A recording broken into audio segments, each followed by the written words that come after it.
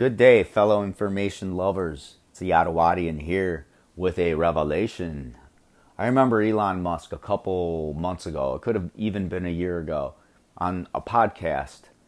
I don't quite remember the source. He said something that stuck with me, and he said that so much talent and potential human productivity is lost in two segments of society: finance and litigation.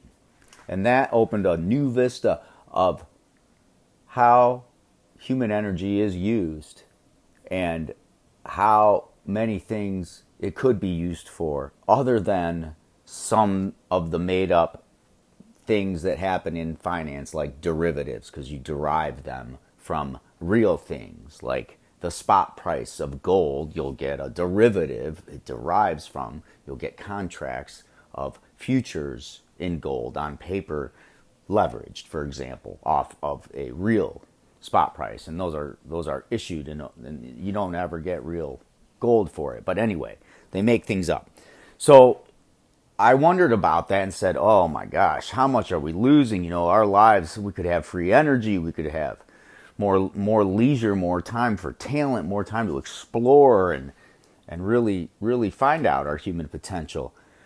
That stuck with me for a while until, and I found out why it stuck with me. And I thought it was one of those problems that was almost unsolvable. Like, how do we get through this, you know? And one thing about the future is it collapses into itself. So there is no future, as we've heard Cliff say, as it collapses into itself. The present collapses into itself, or the future. Basically, with the revelation now of ChatGPT, an open AI system,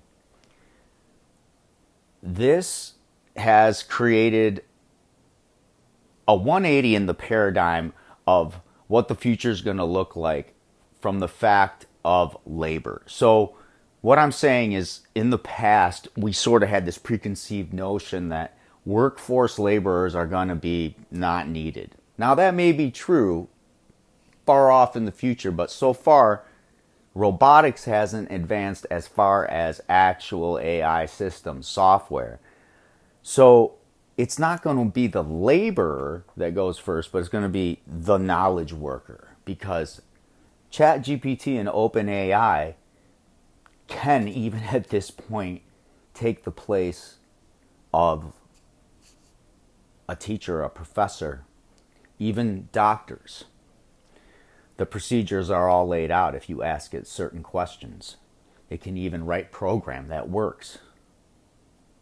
It's just how you phrase the question. And this is going to open the field for artificial intelligence lawyers. If they make laws with these, you can use an AI lawyer now. Probably might be better than a regular lawyer for most people. So what will ChatGPT replace in 5 to 10 years? I mean, are you going to need a sociologist? Are you going to need, did you ever need a gender studies professor or any of that kind of thing?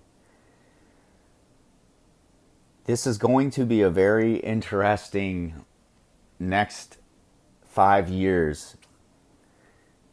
And I did hear Jordan Peterson talk about ChatGPT, OpenAI, and he said giants are going to walk the earth once again. Actually, he was quoting Jonathan Pridgeot, I believe. And we are all trying to find the words to express this addition to the noosphere. Cliff also talks about the noosphere, and it comes from the Greek word gnosis, to know. It's funny, it sounds like the noosphere. So noosphere is derived from the biosphere, which we are a part of, and the biosphere is derived from the geosphere, which is the minerals. So the next step would be that, is the noosphere, and ChatGPT is a big step in solidifying the neural networks of the noosphere, which is humanity itself. So This is going to be a very interesting next 5 years, and I can't wait to talk a little bit more about this. Tell me what you think. If you've used OpenAI or ChatGPT.openai.com, I have, and I might be putting some of the things I find up. So I hope you guys and gals and everything in between check back soon. Ottawadian out. Stay virile, not viral.